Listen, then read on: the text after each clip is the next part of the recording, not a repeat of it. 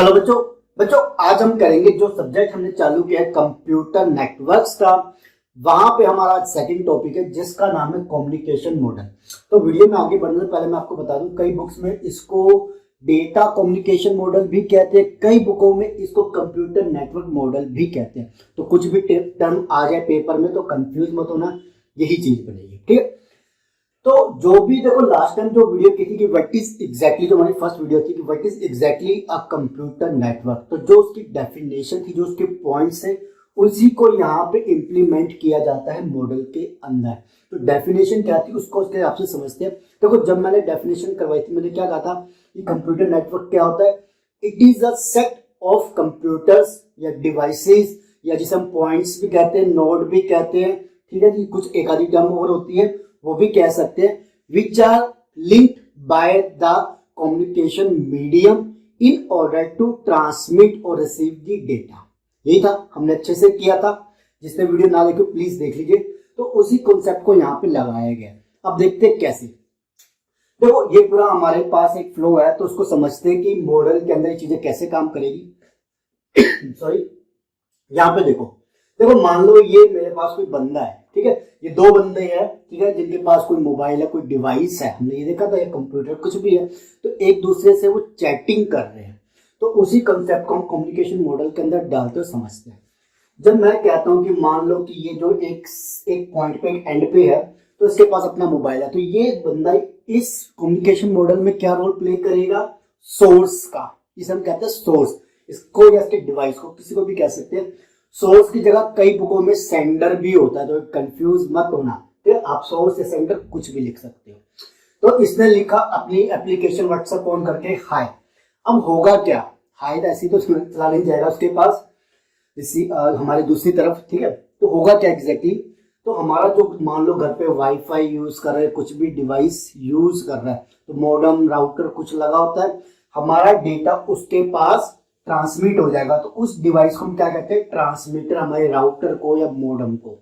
Clear हुआ, तो transmit, हमारा डेटा ट्रांसमिट हो गया किसके पास, ट्रांसफर हो गया किसके पास, एक राउटर, एक डिवाइस जो हमारे पास मॉडेम कुछ भी लगा होगा उसके पास ट्रांसफर हो गया। अब थोड़ा सा रुक जाते हैं, थोड़ा आगे बढ़ने से पहले समझते हैं इसको। इन दोनों को मिला के हम कहते हैं सोर्स सिस्टम है, क्योंकि ये किस पॉइंट पे लगा है, सेंडर के एरिया में लगा, उसके पॉइंट पे लगा हुआ सेंडर एंड उसका ट्रांसमीटर, राउटर है, मॉडेम कुछ भी कह सकते हैं। देखो मैंने लिखा है, क्लियर हुआ। अब वर्क स्टेशन हमारे पास कंप्यूटर कुछ भी हो सकता है, डिफरेंट टर्म्स में सारी चीजें लेके चल रहा हूँ, एक साथ बता रहा हूँ, ठीक है। तो इसने लिखा हाय, मैसेज गया किसके पास, हमारा वो जो घर पे मॉडेम लगा है, राउटर लगा है, वहां चला गया।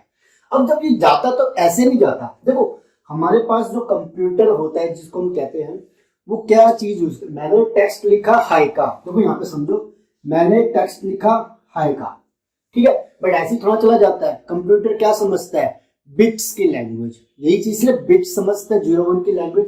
तो कंप्यूटर ने कन्वर्ट किया सिग्नल को, हाई को, बिट्स में, जिसे हम डिजिटल बिट्स भी कहते हैं। क्लियर। अब ये सिग्नल किसके पास गया, जो घर में मॉडेम लगा है, राउटर लगा है, जो भी डिवाइस लगा है उसके पास गया।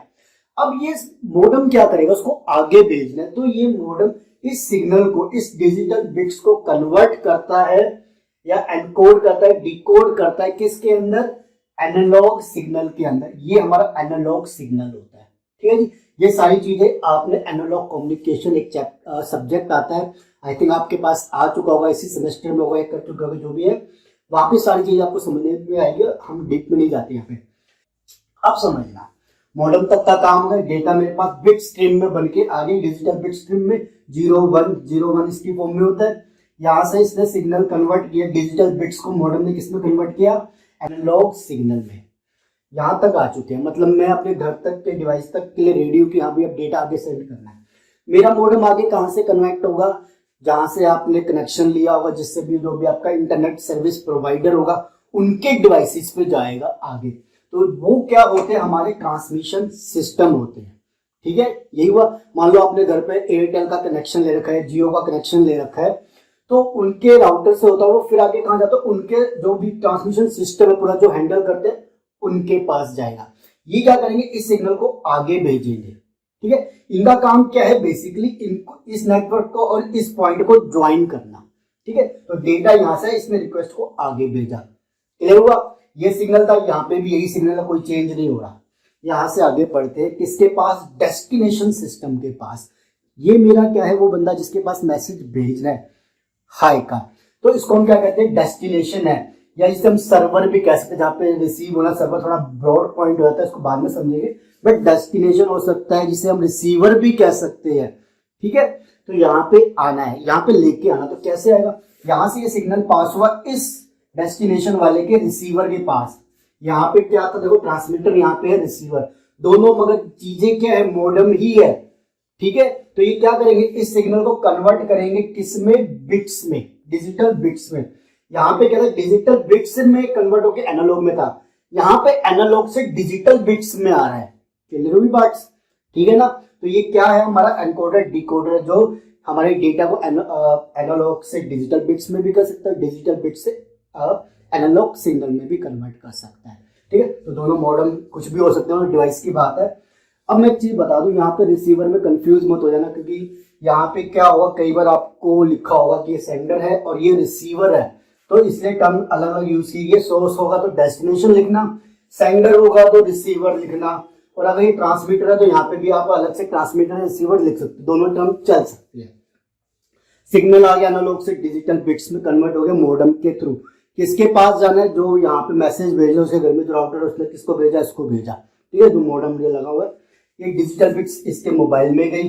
मोबाइल क्या समझता है, 0-1 की लैंग्वेज से उसको कन्वर्ट किया गया। देखो 0-1 की लैंग्वेज है, उसको हमें किसमें पढ़ना है, उसने तो उसको ले लिया, बट हमें तो 0-1 की लैंग्वेज नहीं समझ आने वाली, हमें तो टेक्स्ट चाहिए, तो ये इसको कन्वर्ट करेगा, और ये टेक्स्ट कन्वर्ट होकर क्या आ जाएगा कि भाई आपके पास एक हाई का मैसेज आया।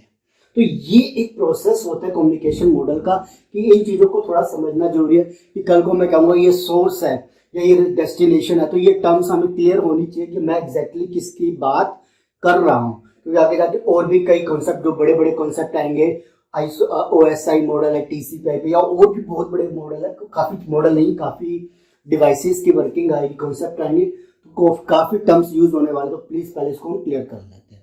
ठीक है गाइस, तो ये हो गया आपके पास। मैं कुछ पॉइंट्स मेरे दिमाग में आया था, रह गया, मेरे पास देख लेता हूँ, कोई पॉइंट था मेरे पास। एक मैं इसको पब्लिक टेलीफोन नेटवर्क, ये लाइंस होती है जो प्रोवाइड की जाती है, जो नेटवर्क लिंक प्रोवाइड करती है, ये इसी का नाम है। ठीक है, कंफ्यूज मत होना यहाँ पे। और कोई चीज मैं जो बताना चाहता हूँ, आई थिंक हो गया, शायद मेरे को लगा ऐसे। ठीक है गाइस, तो ये टॉपिक आपका हो गया है। अगली वीडियो में हम करेंगे, जो हमारे पास कॉन्सेप्ट आता है नेटवर्क क्राइटेरिया, कि जब एक नेटवर्क को डिजाइन किया जाता है तो किस किस पॉइंट्स को लेके समझा जाता है कि हाँ ये चीजें तो हमारे पास होनी चाहिए बेटर वे में, तभी हम उस नेटवर्क को डिजाइन करेंगे। तो क्या क्या क्राइटेरिया हम लेके चलते हैं उसको समझेंगे, साथ ही साथ कोई भी जो टर्म आएंगे उसको क्लियर करते चलेंगे, ताकि जब बड़ा कॉन्सेप्ट आए तो हमें ये ना हो कि यार ये क्या था वो क्या था। ठीक है गाइस, चलिए मिलते हैं जल्दी से नेक्स्ट वीडियो में। कम्युनिकेशन मॉडल का ये हो गया, नेक्स्ट वीडियो में हम करेंगे नेटवर्क क्राइटेरिया क्या होने चाहिए। वीडियो अच्छी लगे तो प्लीज लाइक एंड शेयर जरूर कर लीजिएगा। Thank you.